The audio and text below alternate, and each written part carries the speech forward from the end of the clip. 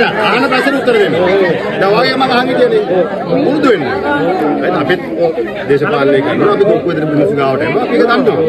Right වත් කොල්ලෙක් මාත් කොල්ලෙක්. ඉතින් අපි කියන දේ වාගේ මම අහන් හිටියනේ. මොකටද මුකුත් කිව්වේ නෑනේ. තාම මේකට දෙකා ගාලා එළුණුත් මම නවත්ත ගත්තනේ. ඉතින් මම කියන දේත් අහගන්න.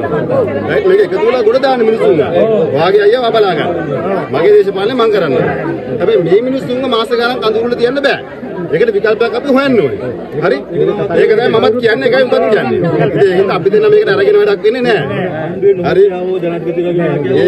ඒක මල්ලි මම පාර්ලිමේන්තුවේ බේර ගන්නම්. ඒක වත් දෙක මට බේර ගන්න බෑ. මේකට වග කියන්න ඕනේ කවුද කියන එක අපි තේරුම් කාරක සභාවක් දාලා අහන්නකෝ දැන් වාගේ මම අහන් හිටියනේ බං. දැන් මම කියන දේ අහන් හිටපන්. උඹට පුරුදු වෙන්කෝ ඒක.